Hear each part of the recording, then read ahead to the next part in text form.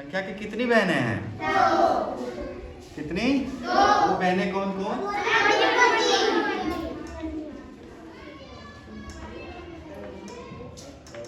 संख्या बड़ी बहन का नाम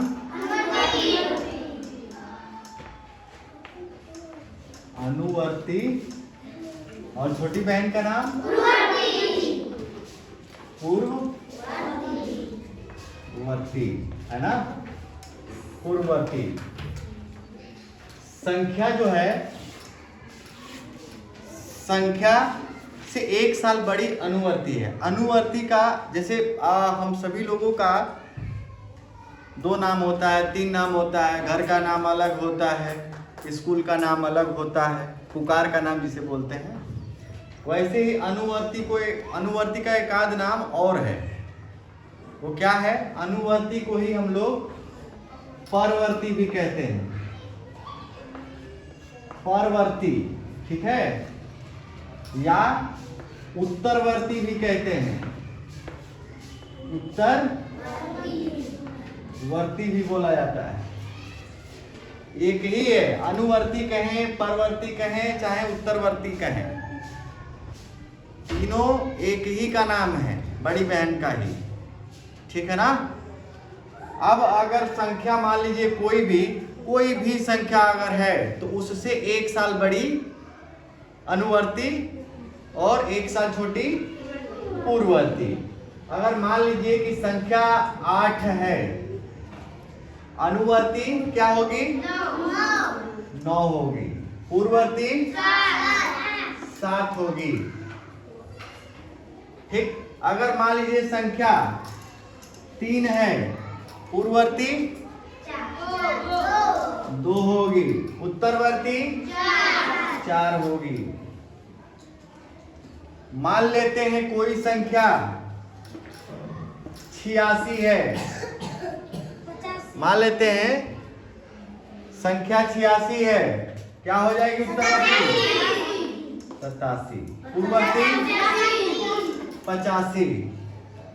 एक चीज ध्यान देना है, पूर्ववर्ती और अनुवर्ती या उत्तरवर्ती या परवर्ती, ये जो भी कह ले इसको, पूर्ववर्ती और अनुवर्ती में कितने का अंतर होता है? 2 का अंतर होगा। क्यों?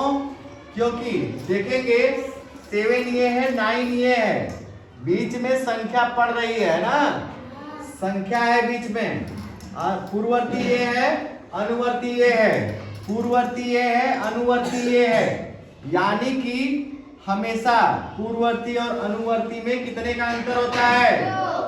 2 का अंतर होता है, ठीक है। हमेशा अनुवर्ती बड़ी होती है पूर्ववर्ती से, है ना? कितना बड़ी होती है? 2। साफ साफ दिख रहा है ना?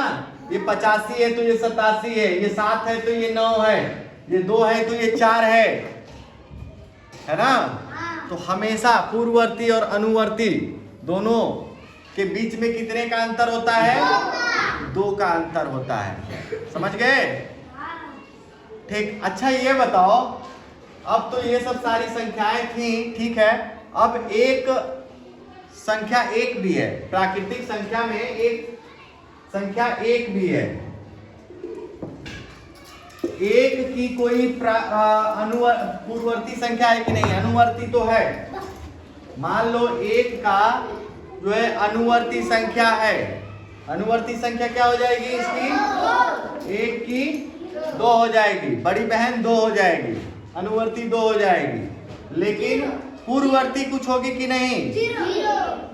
हाँ, पूर्ववर्ती 1 का नहीं होता है, क्योंकि गिनती का काम हम लोग करते हैं, लेकिन इसको सम्मिलित जब कर लेते हैं, पूर्ववर्ती के रूप में जब 0 को सम्मिलित कर लेते हैं, तब वही पूर्ण संख्याएं बन जाती हैं, है ना? जब 0 को हम लोग सम्मिलित कर रहे थे प्राकृतिक संख्याओं में, तो पूरा मिला के पूर्ण संख्या बन जा रही थी, है ना? तो पूर्ववर्ती के रूप में अगर लिख देते हैं तो ये पूर्ण संख्या बन जाएगी, ठीक। तो 1 का कोई पूर्ववर्ती नहीं होता है ना? 0 अपने आप में वैल्यूलेस है, इसका कोई वैल्यू नहीं होता है।